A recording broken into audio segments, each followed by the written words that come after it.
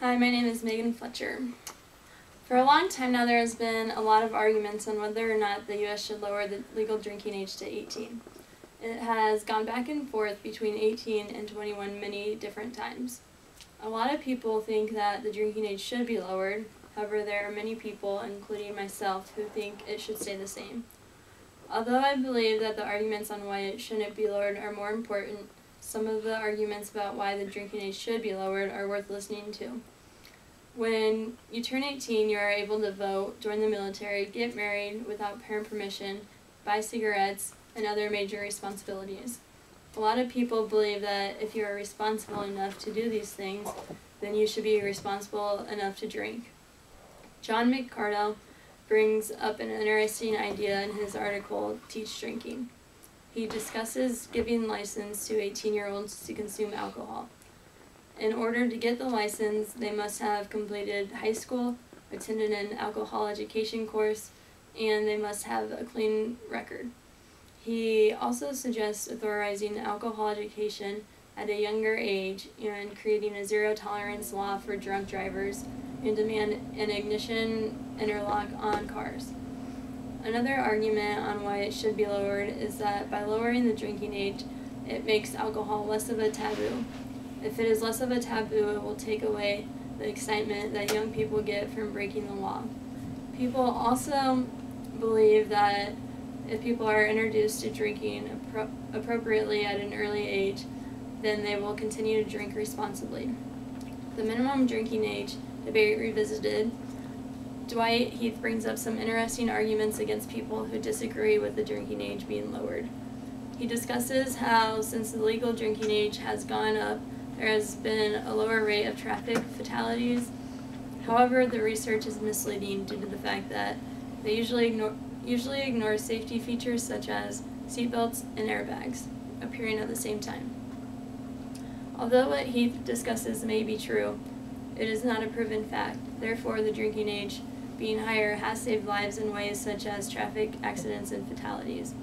The website procon.com states that the National Highway Traffic Safety Administration estimated that MLDA 21 decreased the number of fatal traffic accidents for 18 to 21-year-olds by 13% and saved approximately 27,052 lives from 1975 to 2008.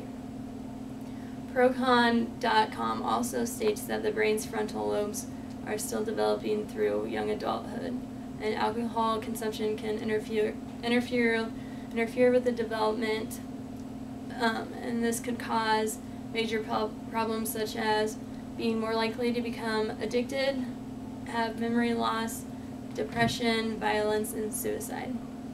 More on the topic of suicide, in the American Journal of Public Health, Bickmeyer and Hemingway discuss a study done to examine the association between the MLDA and suicides of 18 to 20-year-olds.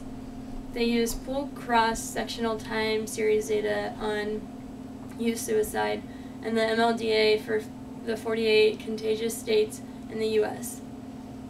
From 1970 to 1999, Poisson regression was used to estimate the association between MLDA and youth suicide.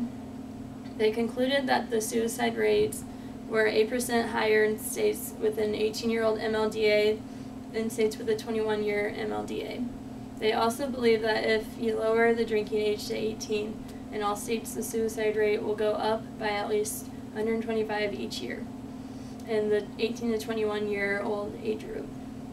Another interesting argument is that although there are still teens that drink underage, the higher drinking age has helped a lot with lowering that number of teens. However, a higher drinking age makes it harder for underage teens to access alcohol. Also, if it was lowered, then there would be kids even younger than they are now participating in underage drinking. Procon.com also states that the MLDA 21 should not be lowered because a peer-reviewed study from the Journal of Studies of Alcohol and Drugs found that the younger a person begins to drink alcohol, the more likely it is that they will use other illicit drugs. Although many people believe the drinking age should be lowered to 18, the majority of the country would agree keeping the drinking age at 21 is not only safer for our youth, but our country as a whole. Statistics show raising the legal drinking age has benefited our country, but we can see what is right and wrong without the statistics. It is apparent many 18-year-olds are very immature, and the 3 years they have from age 18 to 21 play a pivotal role in maturity.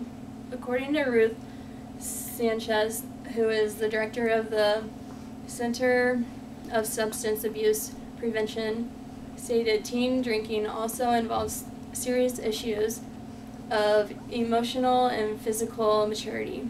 Even if someone is old enough to get married, that doesn't make them mentally mature enough to do so. And the same goes for drinking alcohol. Many teenagers are still struggling to find themselves at age 18, and mixing their emotions with alcohol will only make matters worse and lead them to make bad decisions.